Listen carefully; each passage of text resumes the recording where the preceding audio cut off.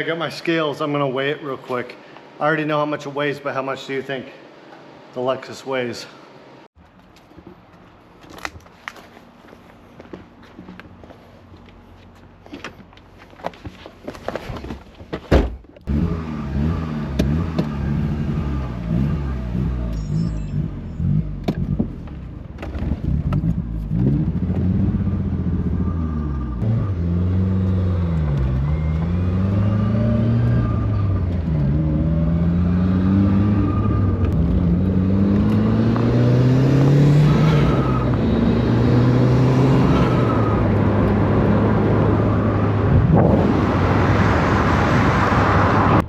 So obviously the Miata is back on the road. It's been off the road since mid 2021. Basically, I blew the head gasket on the old engine. Wasn't able to get it back on the road just because I was doing other things, the electric conversions, family stuff. But now I had a chance to get it going again. So I bought this motor about a year and a half ago, 2 years ago. It's a Jesse Prather Motorsports built motor.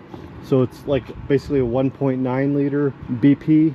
Forged bottom end, built motor, basically race bearings, forged connecting rods, forged pistons, built cylinder head. I think it's just stock ports, but oversized 1mm oversized valves, 5-angle valve job, Super Tech valve springs, and then of course I got my flat top intake manifold with the Skunk 2 throttle body. Obviously the Borg Warner EFR kit, the track speed racing kit, which I don't think is in production any longer. So I got it all together, and then it was just sitting for about a year. I installed that motor a year ago because I needed to get it going on the sensors, the computer.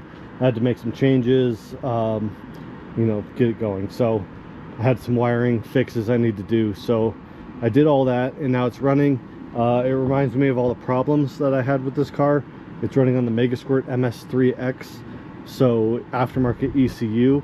And the biggest problem is it won't idle. No matter what I do, this thing will not frickin' idle. So I'm going to change. Right now I have the NA8 style idle valve here, and then that has an adapter to the Skunk 2 throttle body.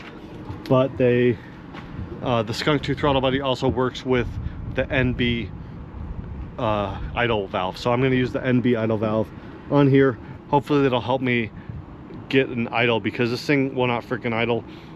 Basically the NA idle valve has like a temperature controlled valve in there, so when it heats up the valve opens, and when it's cold the valve is closed, and then the computer like can compensate for that and stuff. But basically with the MS3, with the Megasquirt, it cannot compensate. So I always get a high idle when the engine's warmed up, and it will barely frickin' idle when the engine's cold.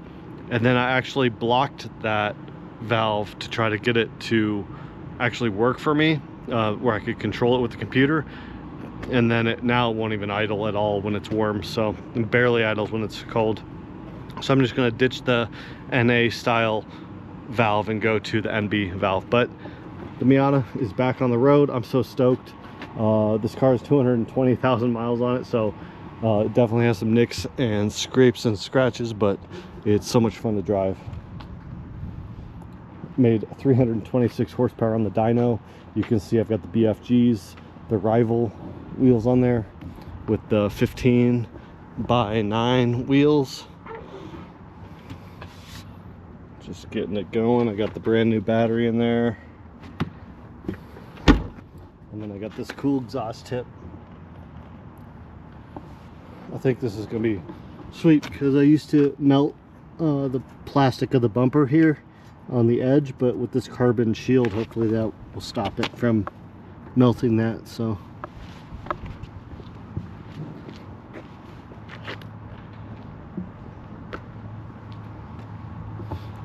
anyway, pretty stoked to have the Miata back on the road.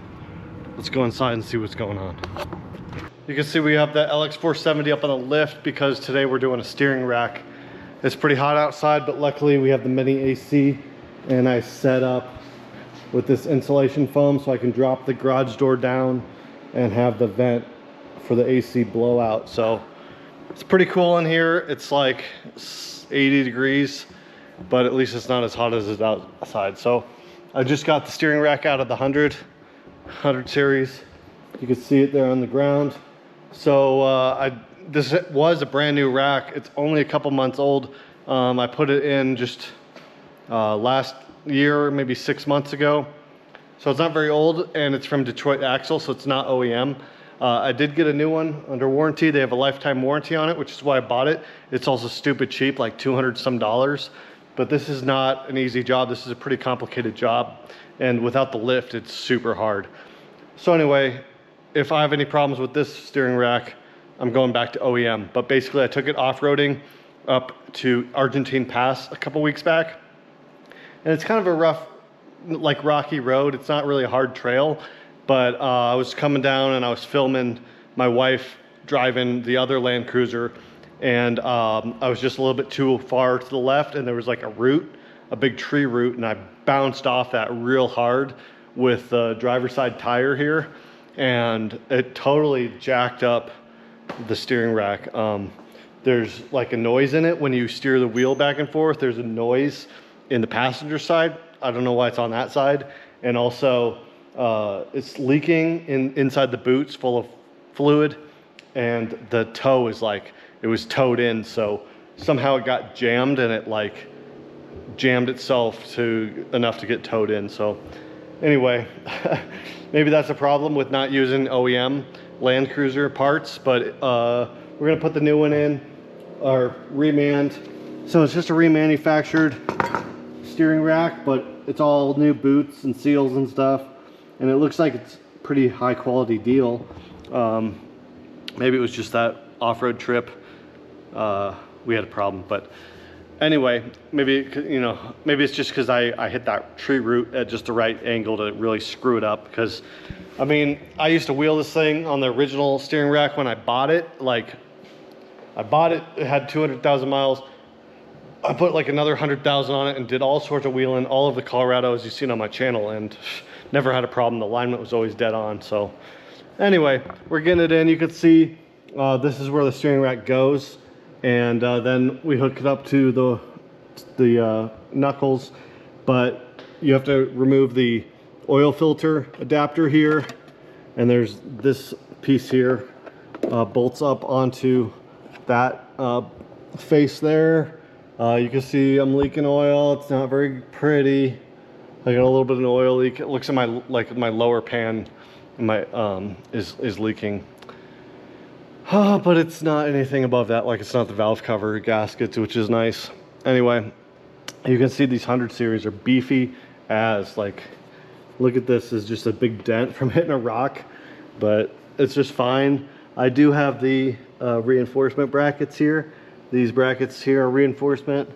You can see on both sides. Otherwise, it's just a beefy truck. You can see here I've hit some shit. This was a rock. Dude, these 100 series, man, they're underrated. People on the internet don't give them the credit they deserve. I think it's because it's the first independent front Land Cruiser. So it kind of has to prove itself, and it comes after the 80 series, which everybody loves, and before the 200 series, which now everybody loves. But for whatever reason, the 100 is just the redheaded stepchild. But I freaking love this truck. It's so amazing. It drives awesome on-road, off-road. It has all the amenities, the handling, the way of the steering feels, the brakes. It's all great. I love this truck. So anyway, we're gonna get the steering rack in here. Hopefully it won't take much longer. Got the new one wrestled in there. I gotta put the bolts through. You can see the driver's side. If you scritch it up as tight as you can, it helps you get around this little corner here. And then next thing I'm gonna do is push it back and try to straighten it out as even as I can on both sides, and then get it all tightened up. Got to get the hydraulic hoses and everything else put up, and then put it all back together. Got it pretty much buttoned up. Got the bolts all tightened up. The rack's in there. All the fittings are nice and tight. And all the brackets back on. And basically what I did is I measured from the edge of the boot here to the edge of the tie rod here on each side, and then I matched that, and I also measured the boot. When I had the steering wheel straight, I measured the width of the boot on each side, and then I tried to match those as close as possible and put the steering wheel straight up in the cab. So hopefully this is as good as I can get it before I take it to go get an alignment. But that's awesome. It's all buttoned up. I'm gonna put it back together. I do have a couple oxygen sensors to put in. These are the upstream ones. I just replaced the downstream ones last week. I've been getting check engine light for catalytic converter below efficiency. So I've been trying to, I use like some of that fixing the bottle stuff, Cataclean on the catalytic converters, which I've had luck with those before. And I replaced these O2 sensors on the cats themselves, but now I'm gonna replace the upstream O2 sensor as a last ditch effort. I know that there's over 100,000 miles on them since I did them myself before, but I'm just hoping that maybe if I do that, then I can get rid of this check engine light. Otherwise, I'm gonna have to put new cats in it this year. I have to pass emissions in Colorado. So just the reality of owning an older vehicle, you got to do these types of things to keep it on the road. So gonna go and do those O2 sensors right now.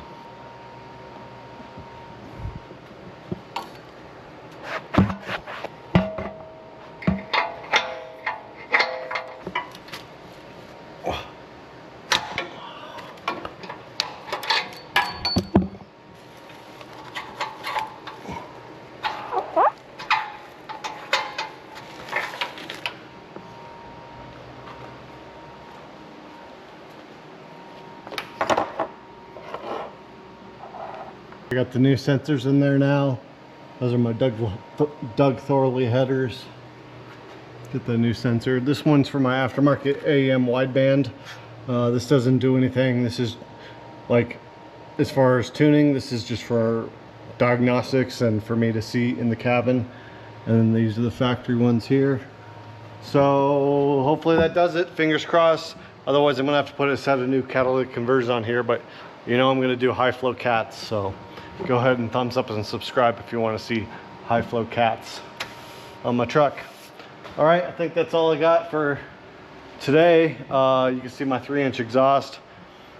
I do have new torsion bars from a Land Cruiser instead of the LX470.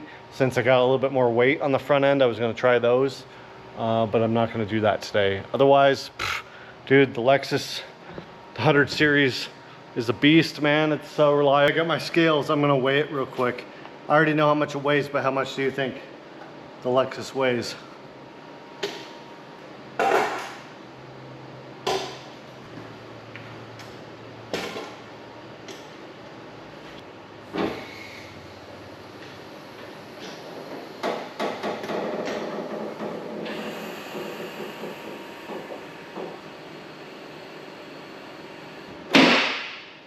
Let's see, 6,093. All right, so we got definitely more weight on the front. It looks like our front right side is heavier than the front left side.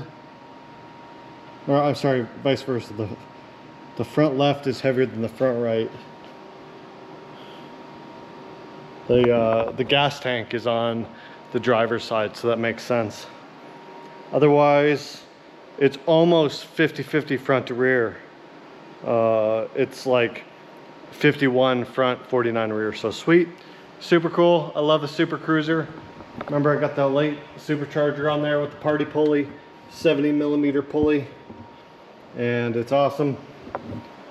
Gonna be doing a little bit of work this summer, putting different injectors in there, some more modern injectors versus the stockies I've got in there, so. Awesome. Now you know how much it weighs, 6,000 pounds.